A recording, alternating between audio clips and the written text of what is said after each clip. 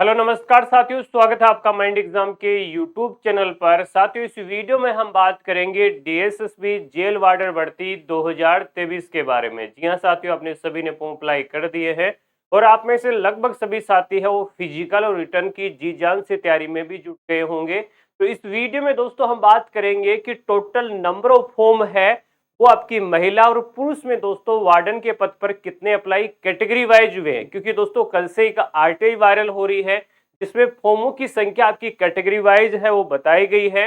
तो कितने आपके टोटल नंबर ऑफ फॉर्म है, इसके साथ ही दोस्तों हम बात करेंगे एक बड़ा डाउट पिछले वीडियो में लगातार आपके कमेंट आ रहे थे कि सर मैं राजस्थान से हूं, मैं एससी कैटेगरी से हूं, या मैं यूपी से ओबीसी कैटेगरी से हूं, या एसटी कैटेगरी से हूं, या ईडब्ल्यूएस से हूं, तो मैंने जेल वार्डर का फॉर्म अप्लाई किया है तो उसमें क्या वह जनरल से ही काउंट होगा या मैं अपनी कैटेगरी से काउंट होने वाला है। तो इसके लिए भी ऑफिशियल इंफॉर्मेशन हम आपको देने वाले हैं। इसी के साथ क्या पहले फिजिकल होगा या पहले रिटर्न होने वाला है उसकी जानकारी भी हम आपको देंगे। टोटल कंपटीशन इस भर्ती में कितना आपको देखने को मिलेगा, साथियों complete information, authentic information, official information इस वीडियो में हम आपको प्रोवाइड करवाने वाले हैं। और एक चीज मैं हर वीडियो में आपको बोलता हूं कि इस भर्ती को डीएसएसपी बहुत जल्दी कंप्लीट करवाएगा। ये बात मैं इसलिए बोल रहा हूं कि जो डिपार्टमेंट से इंफॉर्मेशन मिली है कि बहुत जल्दी जो आपकी आगामी जो भर्तियां अभी आ रही हैं या दोस्तों जो भर्तियों के फॉर्म भरे जा चुके हैं उनको बहुत जल्दी आपका डीएसएसपी कंडक्ट करवाएगा। तो इस भर्ती को भी आपका लगभग है वो जुलाई अगस्त तक कंडक्ट करवा लिया जाएगा। तो आप फिजिकल और आपके साथ साथ रिटर्न की तैयारी भी जान से लग जाइए अगर आपको दिल्ली डीएसएसबी में जेल वार्ड के पद पर है वो भर्ती होना है। अब दोस्तों कंप्लीट जानकारी देख लेते हैं, उससे पहले वीडियो को लाइक कर दें, शेयर कर दें और दोस्तों चैनल पे नए हैं तो चैनल को सब्सक्राइब करके बेल आइकन भी प्रेस कर लें। और इसके अलावा भी कोई आपका डाउट है तो आप हमें कमेंट करके पूछ सकते हैं। चलिए दोस्तों कंप्लीट जानकारी देख लेते हैं। सबसे पहले दोस्तों जो आपका डाउट है वो आपकी कैटेगरी वाला है उसको दोस्तों क्लियर कर लेते हैं कि अगर आप ओबीसी से हैं, एससी से हैं, एसटी से हैं या दोस्तों ईडब्ल्यूएस से हैं तो आप जो डीएसएसबी का आपने फॉर्म अप्लाई कर दिया है, क्योंकि आप में से मैक्सिमम साथी जिन्होंने फॉर्म है वो अप्लाई करवाया है साइबर कैफे वाले से, तो आपको इसकी इंफॉर्मेशन नहीं होगी, परंतु प्रिंट आउट है साथियों अभी भी डाउनलोड कर सकते हैं, वो आप जरूर रखिएगा। सबसे बड़ी बात है कि दोस्तों अगर आप जनरल से हैं तो दोस्तों आपको पता है कि आप जनरल से ही काउंट होंगे चाहे आप फॉर्म कहीं भी अप्लाई कर दें, क्योंकि तो दिल्ली एक यूनियन टेरिटरी है। इससे पहले बता दूं 2017 से पहले जितनी भी आपकी कैटेगरीज थी जिससे भी आप फॉर्म अप्लाई करते थे उसी में काउंट होते थे, परंतु दोस्तों 2017 के बाद या शायद 18 के बाद दिल्ली गवर्नमेंट ने, केजरीवाल सरकार ने दोस्तों ये अमेंडमेंट कर दिया, ये बदलाव कर दिया कि जितने भी ओबीसी के आउटसाइडर है यानी दोस्तों बाकी की जो स्टेट के अभ्यर्थी हैं वो अब दिल्ली में जनरल में काउंट होंगे, ना कि वो अपना ओबीसी का कोटा लेंगे। तो ये बात है। और दोस्तों जो एससी, एसटी और ईडब्ल्यूएस के कैंडिडेट हैं वो सभी अपनी कैटेगरी से ही बिलोंग करेंगे, चाहे आप एससी से हो, चाहे आप एसटी से हो या आप ईडब्ल्यूएस से, किसी भी राज्य के आप रहने वाले हो, आप जनरल से ना काउंट होके आप अपनी कैटेगरी से काउंट होंगे। जैसा कि मैं आपको यहाँ ऑफिशियली जानकारी दिखा भी देता हूँ।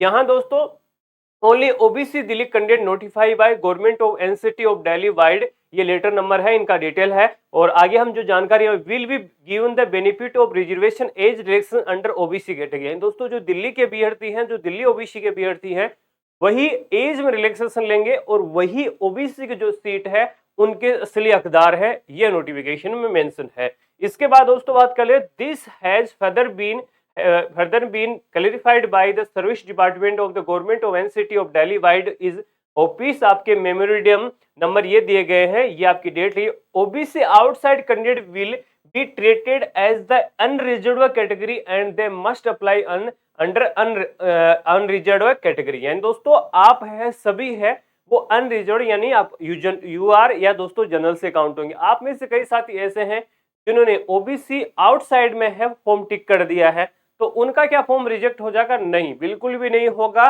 क्योंकि वो कंफ्यूज ना हो इसलिए वो ऑप्शन दिया गया है कि दिल्ली ओबीसी या दिल्ली आपकी आउटसाइड। आपने अगर फॉर्म में दिल्ली ओबी आउटसाइड भी कर दिया है तो कोई दिक्कत नहीं है, आपने नंबर भी डाले होंगे अपने जो सर्टिफिकेट के, कोई इश्यू नहीं है। आप अनरिजर्व यानी जनरल से ही काउंट होने वाले हैं, इसको लेकर किसी भी प्रकार की परेशान होने की बिल्कुल भी जरूरत नहीं है।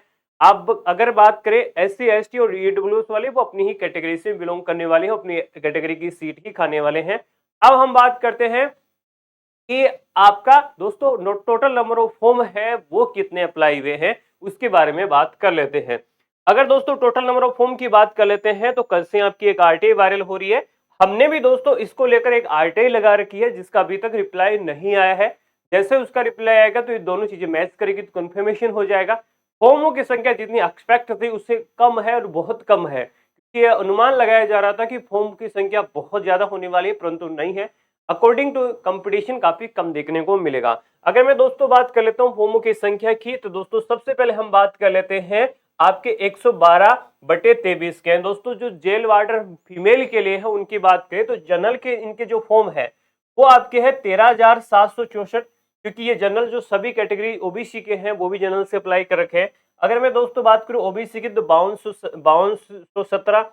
अगर मैं एससी की बात कर लेता हूं तो 6718 और 1405 आपकी है एसटी से। ईडब्ल्यूएस से 1944 टोटल नंबर ऑफ फॉर्म है वो आपके अप्लाई हुए हैं फीमेल के। इसके बाद जो मेल है उनकी 113/23 है। 64,000 जो फॉर्म है वो जनरल से अप्लाई हुए हैं। क्यों है? क्योंकि सारे ओबीसी वालों ने जनरल से फॉर्म अप्लाई कर दिया है। इसके बाद है वो 23,594 फॉर्म है वो दिल्ली ओबीसी वालों के लिए अप्लाई हुए हैं। इसके बाद 30,000 जो फॉर्म है वो एससी कैटेगरी में आए हैं।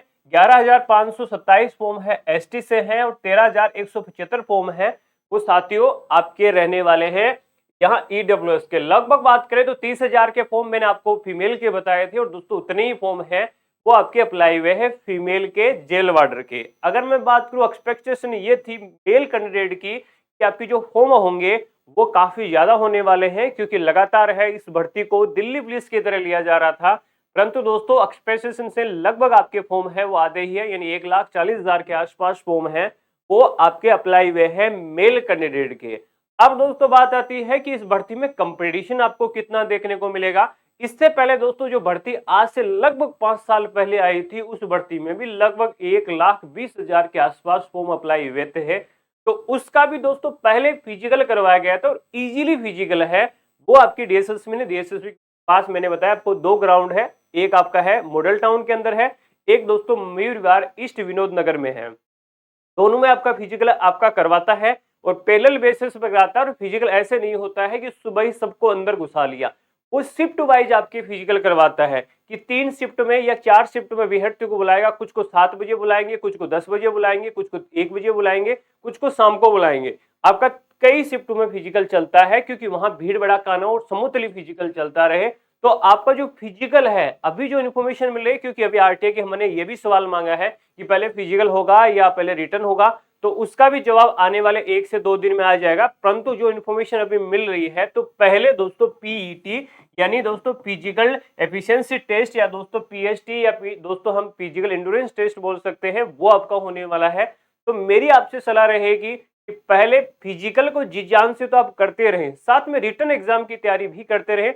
क्योंकि साथियों अगर मान लीजिए कि तुरंत फिजिकल के बाद महीने 1.5 महीने के बाद भी आपका रिटर्न होता है तो आपको 1-1.5 महीने में तैयारी नहीं कर पाएंगे। दोनों चीजों को पैरेलल कर कीजिए।